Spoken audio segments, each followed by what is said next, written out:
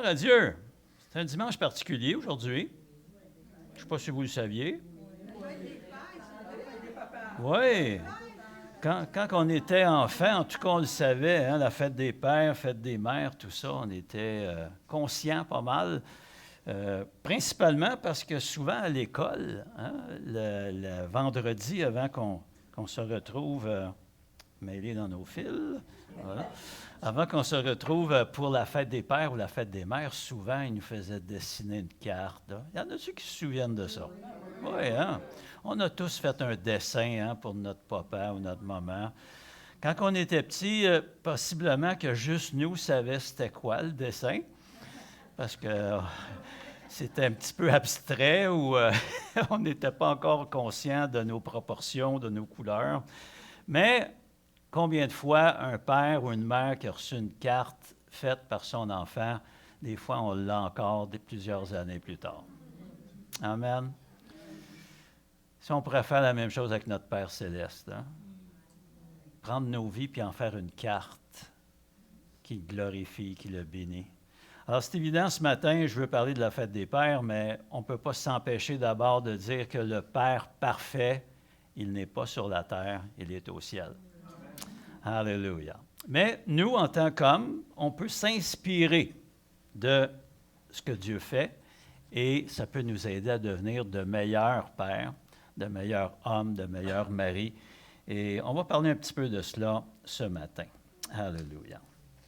Vous savez, la fête des pères, beaucoup de gens ont une attitude un peu parfois négative par rapport à ça. On se dit, bon, c'est comme la fête des mères un peu, hein, c'est fait pour faire de l'argent, vendre des cartes et tout ça. Mais je pense que la fête des pères, cette journée où la paternité est mise à l'honneur, je ne crois pas que ce soit quelque chose de mauvais. Hein? Cette semaine, je pensais à ça, puis il y a une pensée qui est venue dans ma tête. J'espère que vous allez la saisir comme elle est venue dans ma tête. J'ai écrit « Je ne vois pas le problème à honorer les pères une fois par année. Par contre, il y a un problème quand tu honores ton père juste une fois par année. » Hein? J'ai des idées brillantes des fois, ça m'arrive. Puis on sait que ça ne va pas à l'encontre de la parole de Dieu parce que dans Exode, le chapitre 20, le verset 12, la parole de Dieu nous dit, c'est le 5e commandement. D'ailleurs, c'est un commandement charnière parce qu'il part des 4 premiers où Dieu est mis en l'honneur et il fait la transition vers les choses qu'on doit faire les uns envers les autres. Mais le 5e est un peu une transition, une charnière, et ça dit « Honore ton père et ta mère, afin que tes jours se prolongent sur la terre que l'Éternel, ton Dieu, te donne. » Alléluia. Alors, il y a une bénédiction à honorer notre mère, notre père, et le Seigneur dit qu'on peut même ajouter des jours à notre vie. Gloire à Dieu. C'est sûr que pour certaines personnes, le mot « père » n'a pas toujours la même, je dirais, signification émotionnelle. Il y a des enfants qui ont grandi avec peut-être un père qu'ils n'ont pas connu, qui n'était jamais là, c'était le père absent. Il y a peut-être des enfants qui ont connu des pères abusifs, autoritaires, qu'on ne pouvait pas rien dire, sinon on recevait une claque ou un coup. Alors, c'est sûr que quand on parle de la fête des pères ou qu'on présente Dieu comme père, ces images-là viennent dans nos têtes, ces émotions-là viennent dans nos cœurs. Et on ne peut pas vraiment aller non plus à l'encontre de cela, sinon de mieux connaître la parole de Dieu et de se rendre compte que Dieu est différent de tous nos pères terrestres. Nos pères terrestres avaient des faiblesses et des manquements, et ça, on ne peut pas le nier. Maintenant, heureusement, les bons pères, je crois, sont encore la majorité. Ah, je m'entendais un amen là-dessus. Ça a l'air que vous connaissez juste des pères imparfaits. Maintenant, je n'ai pas dit des pères parfaits, parce que ça, il n'y en a pas. Je doute qu'il en existe sur la terre. Mais j'ai parlé de bons pères, c'est-à-dire des pères qui veillent au mieux-être de leurs enfants. Et ça, je pense qu'il y en a. Alléluia. C'est sûr que la perspective de notre papa change avec les années. Je ne sais pas, vous étiez comme moi, enfant, notre père, c'était comme un héros. Hein? Il pouvait tout faire, il pouvait tout démonter, il pouvait monter la plus haute montagne, il fallait aller dans le plus fond. Oui, il était le plus fort, hein? Mon père plus fort que le tien. On se battait là-dessus à l'école, là-dessus. Hein? Mon père meilleur que le tien, mon père plus fort que le tien. Il y a un texte que j'aime apporter à la fête des pères. Ça ne fait pas la première fois que je l'apporte, mais je le trouve tellement bon. Et ça dit, mon père, ce que j'en pense. À 6 ans, mon papa, il sait tout. Amen? C'est vrai, hein? À 6 ans, mon père, il sait tout. Là. À 10 ans, mon père, il sait presque tout. À 15 ans, mon père, j'en sais autant que lui. À 20 ans, mon pauvre papa, il ne comprend rien. À 25 ans, vraiment, il n'est plus dedans pantoute, là. À 30 ans, cette réflexion de papa, c'est pas si mal. À 40 ans, j'ai tout de même envie de demander l'avis de mon père. À 50 ans, mon père a un fameux jugement. À 60 ans, si je pouvais encore lui parler. Vous savez, entre mon papa, il sait tout, et mon père ne comprend rien, il y a sûrement de la place pour un père réel dans la vie de tous les jours, avec ses qualités et ses défauts. Amen?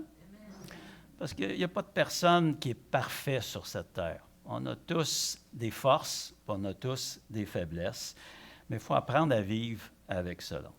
Alors ce matin, j'aimerais vous amener sur un personnage biblique qui était un père de famille, et on va voir son histoire dans le livre de Josué, chapitre 24, les versets 13 à 16. Juste avant d'aller là, j'ai lu une petite pensée récemment, puis j'ai trouvé ça vraiment bon. Vous savez, des fois, on dit des choses à nos enfants, puis on dirait qu'ils ne comprennent rien. Là, surtout dans l'adolescence. Hein? Ça doit être l'époque où ils disent « j'en sais autant que lui », puis ils ne prennent pas nos conseils. Mais quand on a l'opportunité de les voir grandir, puis de devenir eux-mêmes adultes, puis de devenir eux-mêmes pères ou mères, on se rend compte que les choses changent. Je ne sais pas si vous avez remarqué ça. Oui. Quelqu'un qui a écrit « Le son voyage lentement ». Comparé à la lumière, le son voyage lentement. Parfois, les choses que vous avez dites à vos enfants quand ils étaient adolescents ne vont les atteindre que lorsqu'ils seront dans la quarantaine.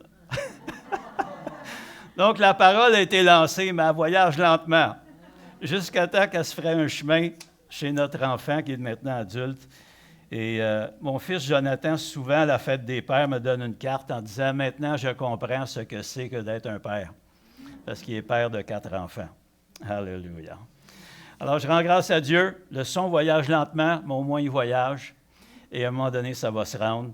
Ça peut être la même chose dans notre témoignage, dans les choses qu'on dit aux gens autour de nous, puis qu'on espère un changement rapide, puis il n'y a pas de changement rapide. Sachez que le son voyage lentement. Alléluia. Mais la lumière voyage rapidement. Donc, notre exemple, ce qu'ils peuvent voir, ça peut les toucher plus rapidement. OK, on est dans Josué 24, versets 13 à 16. Et ce matin, je vais vous faire participer un peu. On va lire ça ensemble. Alors, on commence. « Je vous donnais un pays que vous n'aviez point cultivé, et que vous habitez, des vignes et des oliviers que vous n'aviez point plantés et qui vous servent de nourriture. Maintenant, craignez l'Éternel et servez-le avec intégrité et fidélité. Faites disparaître les dieux qu'ont servi vos pères de l'autre côté du fleuve et en Égypte, et servez l'Éternel. Et si vous ne trouvez pas bon de servir l'Éternel, choisissez aujourd'hui qui vous voulez servir, ou les dieux que servaient vos pères au-delà du fleuve, ou les dieux des Amoréens dans le pays desquels vous habitez. Moi et ma maison, nous servirons l'Éternel. Amen. Que Dieu bénisse sa parole ce matin. D'ailleurs, c'est le titre, la dernière phrase de mon message, c'est le titre de mon message. « Moi et ma maison, nous servirons l'Éternel ». Mais vu que ça va aller sur les médias, j'ai pensé de mettre le mot Dieu à la place, parce que bien du monde ne savent pas c'est qui l'Éternel. Alors, moi et ma maison, nous servirons Dieu. Que le Seigneur puisse nous inspirer ce matin par cette parole. Alors, on sait que Josué est à la fin, pas de sa vie, mais à la fin de son livre. En tout cas, Josué 24, c'est presque le dernier chapitre, si ça ne l'est pas. Et sous la conduite de Josué, Dieu a permis que le peuple d'Israël entre en possession du pays qu'avait promis à Abraham, Isaac et Jacob. Et Josué sait que le peuple doit engager sa volonté envers Dieu. Le pays promis était donné avec quand même une certaine relation avec Dieu, certaines conditions. Et on sait que le peuple n'a pas toujours respecté ces conditions-là. Un peu comme nous, hein? Souvent quand on nous donne des conditions, si ça ne fait pas notre affaire, on a de la difficulté à les respecter. Alors, le monde et l'homme n'ont pas changé beaucoup à travers tous ces millénaires-là. Ce qui est intéressant ici, c'est que Josué montre au peuple qu'il y a un choix qu'il faut faire. On ne peut pas être partagé. On ne peut pas aller de deux côtés en même temps. On ne peut pas aller à droite puis aller à gauche en même temps, c'est impossible. Jésus a repris ça d'une autre façon. Il a dit, vous ne pouvez pas servir Dieu et Mammon.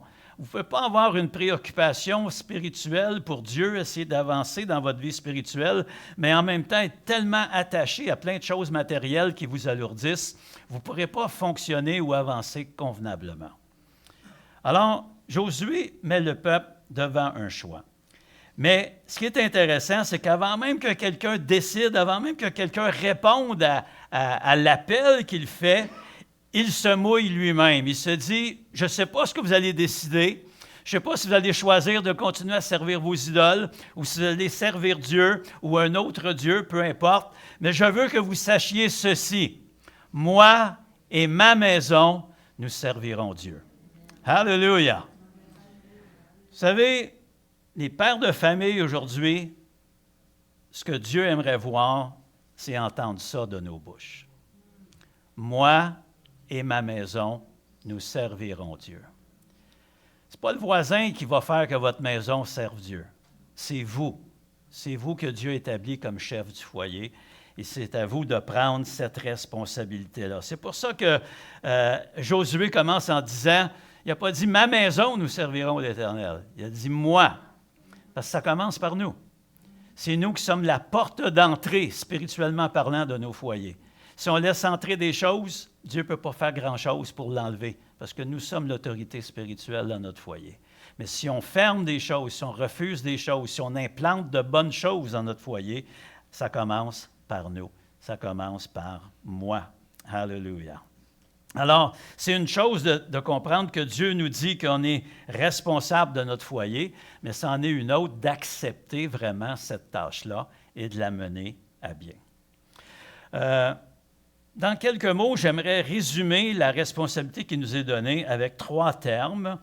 J'aurais aimé qu'ils soient tous commencés par la même lettre. Les 2 premiers, ça va, mais le dernier, je n'ai pas trouvé de mot qui commençait par la lettre que j'avais. Donc, en tant que leader de notre foyer, en tant que père, et ça tombe bien parce que les 2 premiers commencent par P aussi, Dieu nous a donné de pourvoir à notre famille, nous a donné de protéger notre famille, et nous a donné aussi de la conduire. Alors, je n'ai pas trouvé un équivalent avec un P, là. Si vous en trouvez un, vous me le direz, je pourrais améliorer ma prédication ou mon enseignement, mais il veut qu'on puisse conduire. Ouais. Alors, pourvoir, Genèse 2, verset 15. On se souvient que dans le Jardin d'Éden, Dieu a demandé à l'homme de cultiver et de garder le jardin. Voilà la tâche qu'il avait. Donc, ne croyez pas que le travail, c'est une malédiction. Non, ce n'est pas une malédiction, parce qu'avant même que l'homme pêche, on est dans le chapitre 2, on n'est pas dans le chapitre 3, là, où on a la chute de l'homme, mais Dieu prit l'homme et le plaça dans le Jardin d'Éden pour le cultiver et pour le garder. Donc, il y avait du travail à faire. Mais ce n'était pas un travail pénible, c'était un travail plaisant, parce que ça poussait vraiment de façon vraiment facile. Et c'est par la suite que Dieu dit que tu vas gagner vraiment ton pain à la sueur de ton front, parce que la création était maintenant sous la malédiction du péché. Dans Proverbe 12, verset 27, ça nous dit que le précieux trésor d'un homme, c'est son activité, c'est son travail. Et soyons francs, quand on est dans des rencontres de famille ou avec des amis, de quoi que les hommes parlent? Qu'est-ce que tu fais dans la vie? C'est quasiment la première question qu'on pose après le nom. C'est quoi ton nom? Qu'est-ce que tu fais dans la vie? Alors que les dames, souvent, c'est complètement une autre discussion qu'elles vont avoir, n'est-ce pas? Quand ils se rencontrent, ils vont parler plus peut-être de leurs enfants, de leur accouchement, de leurs sentiments, etc. Mais les hommes, on est juste très, très cérébral, puis on dit « Bonjour Serge, qu'est-ce que tu fais dans la vie? Hein, » C'est pas mal la deuxième question qui suit. Donc, c'est quand même important. Dieu nous a, on pourrait dire, nous a mis un ADN qui est comme ça pour l'être humain masculin. Et souvent, on trouve notre plaisir dans le travail qu'on accomplit. C'est ce qui nous valorise. C'est pour ça que plusieurs personnes, après avoir travaillé pendant beaucoup d'années, plusieurs décennies dans un certain domaine, et ils étaient valorisés dans leur travail, quand ils arrivent à la retraite, il y a une espèce d'écrasement qui arrive sur eux. Il y a un manque d'intérêt dans la vie parce qu'ils n'ont plus ce travail-là qui les soutenait et qui les valorisait. Ça me fait penser à mon père. Mon père a travaillé jusqu'à l'âge de 72 ans, moins un jour, parce qu'il ne pouvait pas continuer après. Et quand il a pris sa retraite, on avait toute peur dans la famille parce qu'il aimait travailler. Il aimait son travail. Et on s'est dit, qu'est-ce qu'il va faire quand il n'aura plus ce travail-là? Mais gloire à Dieu, Dieu l'a dirigé, puis il s'est trouvé d'autres activités dans lesquelles il pouvait se plaire, puis il était obligé de travailler, il pouvait juste jouir de cette activité-là. Et on pouvait bénir le Seigneur pour cela. Alors, on a connu ça ici au Québec, le papa absent. Pourquoi? Parce qu'il travaillait fort pour mettre le pain sur la table. On a connu ça, n'est-ce pas, les boomers? Et on pensait que le rôle du père se résumait à ça. C'est sûr que c'est un aspect important, mais il faut qu'il y ait autre chose aussi. Le fait de pourvoir, ce n'est pas juste matériellement, mais c'est aussi de pourvoir un cadre familial où chacun va pouvoir s'épanouir, l'épouse, les enfants, que chacun va trouver sa place, va être valorisé, va être encouragé à viser ses objectifs, à atteindre ses rêves. Et un foyer vraiment béni par le Seigneur aura un père de cette manière-là qui pourvoit, mais dans tous les éléments de sa famille. Dans 1 Timothée chapitre 5, verset 8, est-ce qu'on l'a? Oui. Si quelqu'un n'a pas soin des siens et principalement de ceux de sa famille, il a renié la foi. C'est quand même fort ce qu'on dit là. Hein? Il a renié la foi, il est pire qu'un infidèle. Donc, Dieu nous appelle à exercer l'autorité. Dieu nous appelle comme responsables en tant que père. Et je pourrais ajouter les mères. Hein? Les femmes, sentez-vous pas en dehors de ce message-là, parce que Dieu veut vous parler au féminin aussi, hein? N'est-ce pas? Mais le père a une grande responsabilité, mais il a un grand rôle aussi à jouer. Il doit prendre soin des siens. Et Paul dit à Timothée que si quelqu'un ne fait pas ça, sa foi est en défaillance. Sa foi ne pourra pas être reconnue. Sa foi va manquer d'impact sur la vie des autres parce qu'ils vont regarder cet homme-là aller, puis ils vont regarder sa famille, ils vont dire « ça ne fonctionne pas ensemble ». Alors c'est important, le témoignage que notre famille peut produire pour les gens autour de nous. Alléluia. Donc, ce n'est pas juste de faire entrer un revenu nécessaire qui met le pain sur la table, mais c'est de s'assurer que tous les besoins de la maisonnée sont rencontrés à tous les niveaux, physiques, émotionnels, spirituels, etc.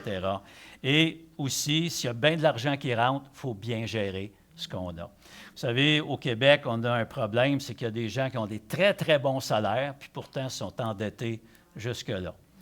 Alors, il ne faut pas juste gagner de l'argent, il faut bien gérer ce qu'on gagne. Amen. Donc, on doit pourvoir. Deuxième élément qu'un père doit faire, il doit protéger. Alléluia. Je compare ça à un parapluie. Hein? Vous savez, quand il pleut, si on a la chance d'avoir un grand parapluie de golf, là, toute la famille peut se cacher en dessous du parapluie. Le père est un peu comme ça spirituellement parlant. Il est le parapluie spirituel de son foyer. Il est responsable de ceux qui sont sous son ombre, que ce soit son épouse, que ce soit ses enfants. Et c'est sûr que la relation qu'un père a avec son épouse n'est pas la même que celle qu'il a avec ses enfants. D'ailleurs, la Bible met une différence là-dessus.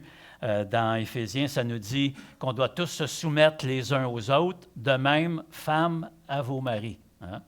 Donc, la soumission de la femme à son mari, ce n'est pas de l'esclavage, on le sait. Mais les enfants, on ne demande pas aux enfants d'être soumis, on demande aux enfants d'obéir. Obéissez à vos parents. Donc, le père peut extensionner sa protection envers les siens, non seulement en étant présent, en pourvoyant, mais aussi en protégeant, en enseignant et en éduquant ses enfants. Je ne sais pas, je pense que tous, on a fait ça quand nos enfants commencent à avoir un vélo, puis on veut leur montrer comment aller en vélo. Je ne sais pas si vous avez déjà fait ça, mais moi, mon père, il a fait ça pour moi. Il avait enlevé les petits trous, là, les petits trous sur lesquels on se confiait tout le temps, parce qu'on pouvait aller tout croche, mais on allait quand même sur 3 roues. Mais à un moment donné, il dit non, là, je sens que tu as la capacité de rouler en vélo tout seul. Il enlève les 2 roues. Et là, qu'est-ce qu'il fait? Il nous envoie comme ça sur la rue? Non, souvent, il tient le siège en arrière, puis il court. Hein? Puis il court. Puis là, on se fie qu'il est derrière, puis là, on pédale. Puis à un moment donné, on regarde, puis il n'est plus là. Qu'est-ce qui arrive? On tombe à terre. Parce que tu ne peux pas rouler en bicyclette puis regarder en arrière. Mais on a tous fait ça. J'ai fait ça avec mes enfants. Je suis sûr que vous avez fait ça avec vos enfants, jusqu'à s'en essouffler, parce qu'à un moment donné, on n'a plus de souffle. Si vraiment ils commencent à être bons, fait qu'il faut les lâcher, les laisser aller. Et souvent, il arrive ce que j'ai mentionné. Donc, c'est important pour nous de les accompagner dans des moments, je dirais, clés dans leur vie. On est là quand ils vont à l'école, première journée d'école, hein? Combien c'est rassurant de tenir la main de notre père ou de notre mère pour aller dans ce premier endroit-là qu'on ne connaît pas personne, qu'est-ce qui va se passer. Mais on a besoin. Le père aussi amène un jour sa fille à l'hôtel pour la mettre sous l'autorité d'un autre. Et ça aussi, ce n'est pas facile. Mais on peut préparer nos enfants à cela. Il y a un passage qui est intéressant par rapport du rôle de l'homme par rapport à son épouse. Dans 1 Corinthiens 14, versets 34 et 35, on a un texte de Paul qui encore fait débat dans nos églises, partout. Paul dit que les femmes se taisent dans les assemblées. Ah, je pensais que vous étiez pour dire Amen. Ben non, vous ne pouvez pas parce que ça dit de se taire. Car il ne leur est pas permis d'y parler, mais qu'elles soient soumises selon que le dit aussi la loi. L'autre verset. Si elles veulent s'instruire sur quelque chose, ça c'est intéressant, qu'elles interrogent leur mari à la maison, car il est malséant à une femme de parler dans l'Église. C'est sûr, quand on prend ces 2 versets-là, beaucoup ont pris juste ça à la lettre, puis ont dit, les femmes ne parlent pas dans l'Église, les femmes n'ont pas le droit de prêcher, les femmes n'ont pas le droit de faire ceci et de faire cela. Mais on doit comprendre un peu le contexte social de l'époque où, pendant des années, les femmes ne pouvaient pas participer au culte d'idoles ou à des choses comme ça. Mais dans le christianisme, on sait que dans le christianisme, il n'y a ni homme libre, ni esclave, ni homme, ni femme, mais tous, on est sur un pied d'égalité devant le Seigneur. Alors, cette nouvelle, je dirais, liberté-là a donné lieu dans certaines places, et en particulier à Corinthe, à du désordre. C'est-à-dire qu'il y avait peut-être encore cette séparation physique entre les hommes et les femmes. Peut-être les hommes étaient devant, les femmes étaient derrière. Et là, tout à coup, une femme n'avait pas compris ce que le berger, le pasteur avait dit. Puis là, elle criait à son mari, « Hey, Roger, c'est quoi qu'il a dit, là? C'est quoi ça veut dire? » Et on comprend que ça dérangeait l'ordre dans l'assemblée. Alors, Paul a donné cette instruction à Timothée pour que les femmes, plutôt d'interrompre le culte, qu'elles puissent questionner leur mari rendu à la maison sur ces choses-là. Et dans un sens, c'est un beau principe. Pourquoi? Parce que je renvoie la femme vers son autorité, vers son mari. C'est son mari, maintenant, qui est pogné à répondre à sa question. Puis là, si ce n'est pas la réponse, il va falloir qu'il fasse des recherches. Il va falloir peut-être qu'elle demande au pasteur, puis il dit « Hey, c'est quoi tu as voulu dire dimanche passé? Parce que là, ma femme me demande qu'est-ce que ça veut dire, puis je ne sais pas quoi y dire. » Alors, ça place l'homme dans son rôle où il doit protéger, pourvoir et conduire sa famille. Amen? C'est pour ça que des fois, on assiste dans certains couples à une femme qui dirige tout. Pourquoi? Parce que l'homme ne veut pas assumer son rôle. Alors, la femme n'a pas le choix. Elle doit assumer si elle veut que la famille avance.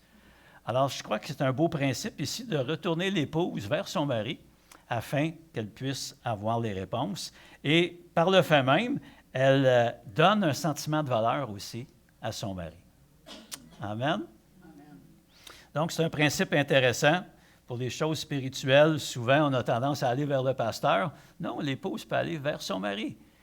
Même si elle sait qu'il n'y a pas la réponse, elle va peut-être le pousser à fouiller la parole de Dieu et à chercher la réponse et à lui donner, puis ça va le valoriser devant son épouse. Amen? Gloire à Dieu. Donc, notre rôle, c'est de, premièrement, pourvoir. Merci, Monique. Deuxièmement, protéger. Et troisièmement, conduire. 1 Timothée 3,4. Il faut qu'il dirige bien sa propre maison et qu'il tienne ses enfants dans la soumission et dans une parfaite honnêteté. Alléluia. Donc, le père assume la direction du foyer. C'est lui qui a la main sur le gouvernail du navire. S'il laisse le gouvernail, bien, ils vont s'échouer quelque part en tant que famille. Donc, c'est important. Et comment il fait ça? La meilleure façon de conduire sa famille, ce n'est pas juste nos paroles, c'est notre exemple. Vous savez, un père peut dire n'importe quoi, mais si sa vie contredit ce qu'il dit, ça va être compliqué. Ouais. Il y a un enfant comme ça qui, un jour, vous savez, les enfants, souvent, quand ils grandissent, surtout vers 2-3 ans, qu'est-ce que nos enfants font souvent pour montrer qu'ils veulent s'identifier à nous? Ils nous imitent, mais souvent, ils vont faire plus que ça. Ils vont faire un geste qui est très, très significatif. Ils vont essayer de mettre nos souliers. Dites-moi pas que vos enfants n'ont pas fait ça. Tous les enfants font ça. À un moment donné, il voit les souliers du père, puis il va essayer de mettre son pied dedans, il va essayer de marcher avec. La petite fille va essayer de mettre les talons hauts de sa mère, puis elle va essayer de marcher avec. Il y avait un père comme ça qui avait vraiment une mauvaise réputation, il ne prenait pas soin de sa famille, il dépensait son argent dans toutes sortes de choses. Et il avait l'habitude d'aller à la maison, déposer sa boîte à lunch, puis tout de suite aller boire, soit dans un bar ou dans une chose comme ça. Et à un moment donné, c'était l'hiver, il y avait de la neige, et il est allé déposer sa boîte à lunch. Il commençait à marcher, puis tout à coup, il a entendu des pas derrière lui. C'était son petit gars de 4-5 ans qui essayait de marcher dans les traces de son père. La question qu'on peut se poser, papa, c'est tes traces vont mener tes enfants où?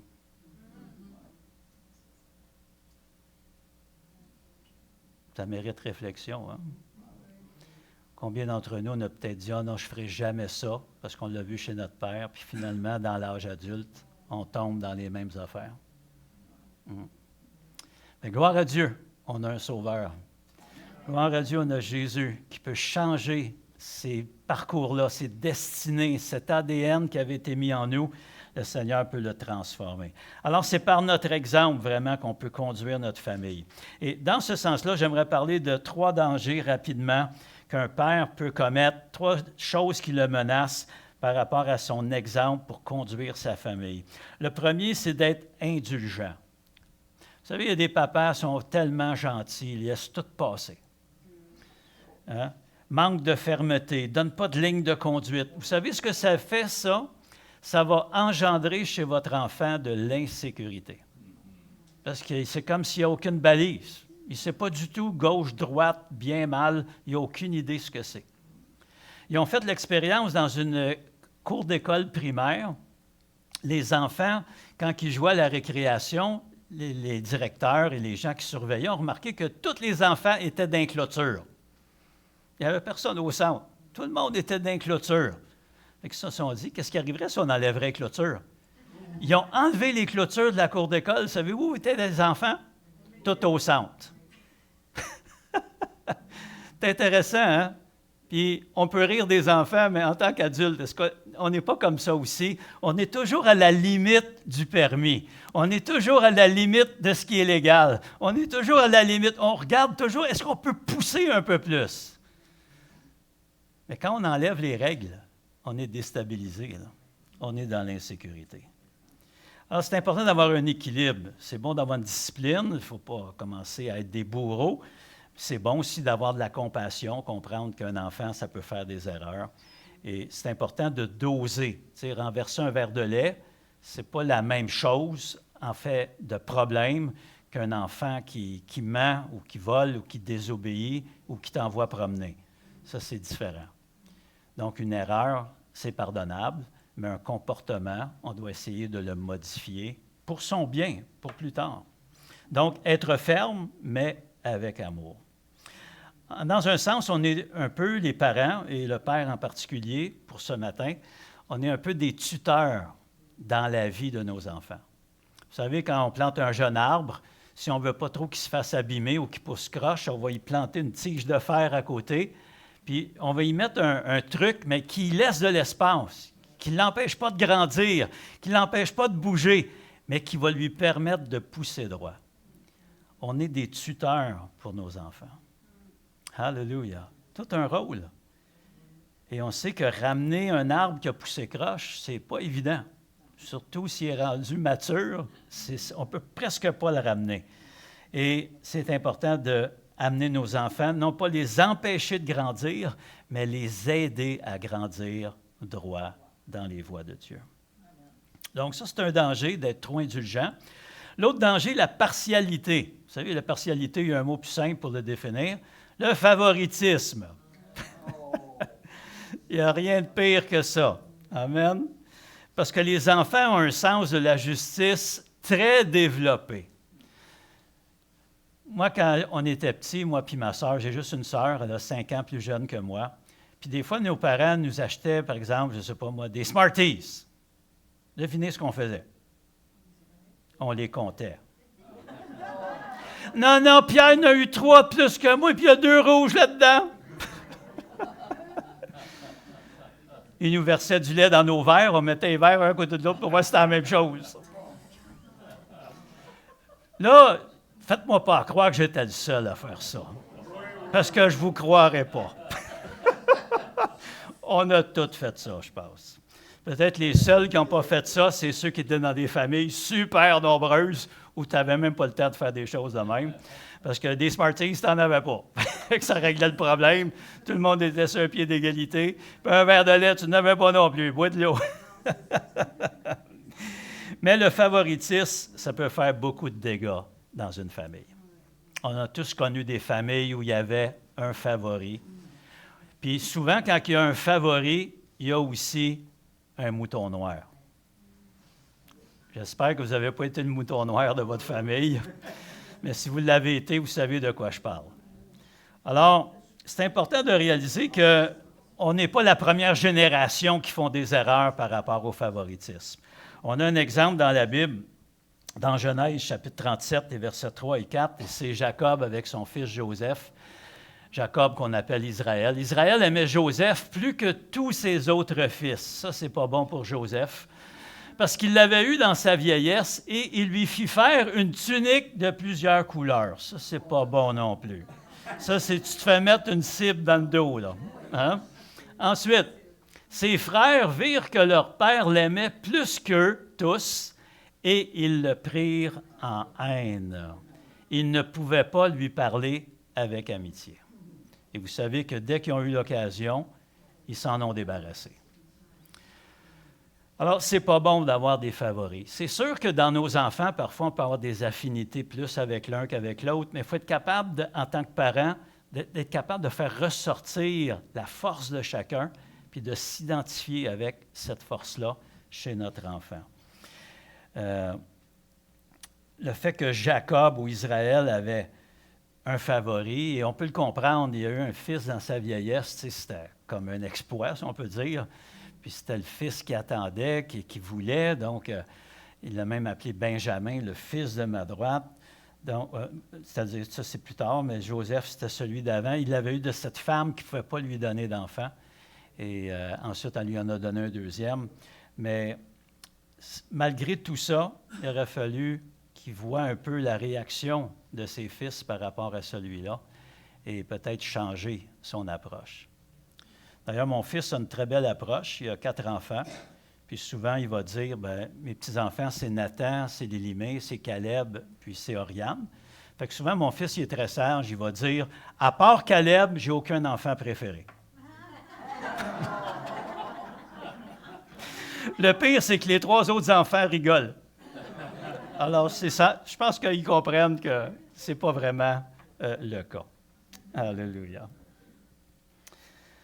Amen.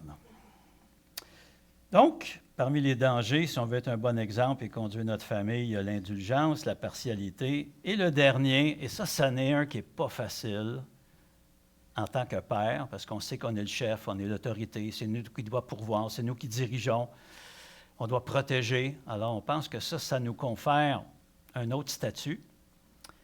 Et le troisième danger, c'est l'orgueil. L'orgueil. Vous savez, le seul qui peut exercer le pouvoir sans être corrompu, c'est Dieu. Ouais. Dès que vous donnez du pouvoir à quelqu'un, il y a un danger. Il y en a que ça leur monte direct à la tête. Hein? Ils ne sont plus capables de passer n'importe parce que la tête vient d'enfler. On en connaît des gens comme ça. Alors, il faut être prudent. L'orgueil, c'est dangereux pour tout le monde, autant hommes et femmes, père ou mère, enfants. Et souvent, on a peur d'avouer qu'on a eu tort. On pense que notre autorité va être discréditée par cela. Mais il faut se rendre compte que notre famille qui nous voit tous les jours savent très bien qu'on n'est pas parfait. Savent très bien qu'on peut se tromper. Et au lieu de miner notre autorité, si on avoue « j'ai eu tort », ça va nous crédibiliser. Parce qu'ils vont dire « mon papa, il n'est pas parfait », mais quand il se trompe, il nous le dit. Il nous le dit. Alléluia. Alors, ils vont apprécier notre honnêteté sur ce sujet-là, notre honnêteté à admettre qu'on s'est trompé et de dire « je suis désolé, je te demande pardon ». Ça va nous valoriser même à leurs yeux. Alors, en résumé, Dieu a donné au Père la responsabilité de pourvoir, de protéger et de conduire son foyer. Et dans tous ces domaines-là, c'est à l'homme, c'est au mari, c'est au père de prendre l'initiative. Il ne doit pas attendre là, que quelqu'un lui dise, c'est à lui d'agir. Et on ne doit pas fuir cette responsabilité-là. OK? Ça, c'est comme la femme qui demandait au mari, là, « Quand est-ce que tu vas arranger le lavabo? » là? Il dit, « Inquiète-toi pas, je vais le faire un jour. » 6 mois plus tard, il demande, « Quand est-ce que tu vas l'arranger? » Vous voyez, ça n'engendre pas des bonnes affaires. Ce qui risque d'arriver, c'est qu'elle va l'arranger elle-même. Et là, elle va perdre un peu confiance dans son époux. On voit un bel exemple dans une des paraboles de Jésus par rapport à un père qui prend l'initiative. C'est l'histoire du fils prodigue. Un fils qui avait possiblement grandement déçu son père, parce qu'il a réclamé l'héritage avant même que son père soit décédé, et qui a dissipé ça vraiment dans des frivolités. Hein? Il a tout dépensé son bien, et quand il a eu plus d'amis puis plus d'argent, ou l'inverse, souvent tu n'as plus d'argent puis c'est là que tu n'as plus d'amis, il s'est retrouvé seul, puis il était prêt à retourner chez son père comme esclave, comme serviteur, sachant qu'il serait mieux traité que là où il était. Et dans Luc 15, verset 20, ça nous dit ceci. « Il se leva et alla vers son père. Comme il était encore loin, son père le vit et fut ému de compassion. Il courut se jeter à son cou et le baisa. » Le fils a pris l'initiative d'aller vers son père, mais quand le père l'a vu, il s'est mis à courir vers lui. Et je ne sais pas s'il y avait des voisins qui assistaient à la scène, mais sûrement qu'ils se disaient « Hé, il va-tu en manger une, cet enfant-là? » Son père est en train de courir vers lui, tout ce qu'il a fait subir, son nom était traîné dans le bout, mais qu'il se rend compte, ça va se taper pas à peu près. Et le père arrive sur le fils, puis il dit « Ça y est, il va y en donner un. » Il le serre dans ses bras, puis il l'embrasse. Alléluia. N'est-ce pas ce que Dieu a fait avec chacun d'entre nous? On aurait dû en manger toute une, mais il nous a pris, puis il nous a embrassés, puis il nous a adoptés dans sa famille, parce qu'un autre a payé pour nous. Un autre a été frappé, un autre a été blessé. Et c'est par ces meurtrissures que nous sommes adoptés, guéris, remplis, joyeux, bénis, en paix avec le Seigneur. Alléluia. Dieu veut des foyers chrétiens qui vont le glorifier. Le foyer, c'est la vitrine de la grâce de Dieu. Hein? C'est là qu'on peut voir ce que Dieu peut faire dans une vie de famille. Et c'est à nous, Père, qu'il revient la responsabilité qu'il en soit ainsi. Alléluia. Alors ce matin, je vous invite à joindre vos voix à Josué. Alléluia. Et ce que j'aimerais qu'on puisse dire et ce que Dieu aimerait nous entendre dire, c'est ces mêmes paroles. Moi et ma maison, nous servirons Dieu. Alléluia. Alléluia. Pourquoi? Parce que ça débute avec nous. Attendons pas que la femme change, attendons pas que les enfants changent. C'est à nous de changer et de faire des correctifs nécessaires. Est-ce qu'on peut se lever en terminant? Alléluia.